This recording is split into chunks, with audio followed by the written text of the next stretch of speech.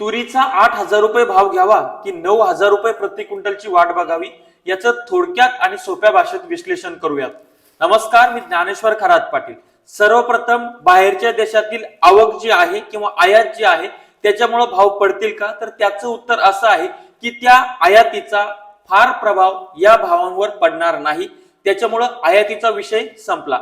त्यानंतर दुसरा विषय की मागच्या वर्षी साठा खूपच कमी आहे, त्यामुळं या वर्षी तुरीच्या दरामध्ये तेजी राहणार आहे। आपण बघितलं की तूर मागे दबावत होती मागे काही दिवस, परंतु आता तूर ही 74, 75, 76, 77 अशा पद्धतीने खेळायला लागलेली आहे आणि लवकरच खुल्या मार्केटमध्ये तुरीला 8,000 रुपये प्रति क्विंटलचा दर मिळणार आहे। आता मी तुम्हाला सुरुवातीला म्हटलं किंवा थंबनेलवर म्हटलं की 8,000 रुपये प्रति क्विंटल भाव घ्यायचा की 9,000ची वाट बघायची, तर तो विषय असा आहे की हमी भावाची नोंदणी सुरू झालेली आहे। प्रत्येक शेतकऱ्यांना नोंदणी करून घ्या। सरळ नाफेडला 8,000 रुपये प्रति क्विंटल दरानं तुमची तूर विकून टाका।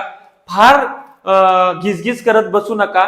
तुरीचे जर 8,000 रुपये जर हमी भाव मिळत असेल तर तो सफिशियंट दर आहे, कारण तुम्ही जर म्हणत असाल 9,000 रुपये किंवा 8,500 रुपये, तर 8,400 किंवा 8,200 तुरीचे दर होण्यासाठी एप्रिलचा दुसरा तिसरा आठवडा उगवू शकतो आणि याच्यामध्ये काही होऊ शकतं। कारण की पहिले आपण फक्त 1 ते 2 देशातून तूर आयात करायचो, मात्र आता आपण 9 ते 10 देशांमधनं तूर आयात करायला लागलेलो आहे।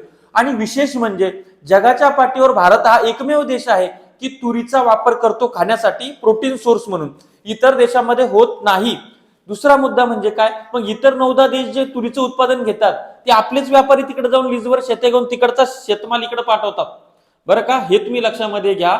आपला जो अॅन्युअल उत्पादन आहे आपलं भारत देशाचं वार्षिक, तर ते 28 ते 32 किंवा 28 ते 35 लाख टनावर स्थिरावतं आणि आपण दरवर्षी 10 ते 12 लाख टन तुरीची आयात करतो आणि ती आपल्या तुरीच्या तुलनेत खूप निकृष्ट असते।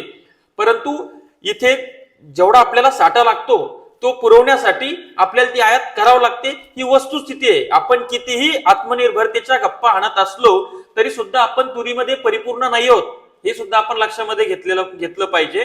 आणि सध्या जो मार्केटला दर मिळतोय तुरीला तो 74 ते 76च्या दरम्यान आहे आणि हा दर लवकरच 8,000 रुपये होईल, कारण 8,000 रुपये प्रमाणात सरकार हमी भाव खरेदी सुरू होणार आहे।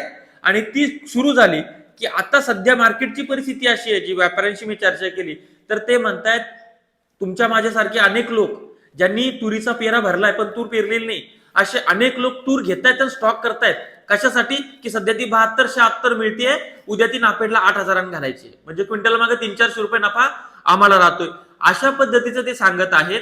त्याच्यामुळं आपण 8,000चा भाव आपल्याला पुढच्या काही दिवसामध्ये मार्केटला मिळू शकतो आणि 8,000चा भाव आपल्याला हमी भाव सुद्धा आहे। त्यामुळे धडाधड हमी भावाला 8,000 रुपयाचा भाव घेऊन आपण मोकळं झालेलं कधीही परवडतं, ही मला शेतकऱ्यांना सांगायचं आहे।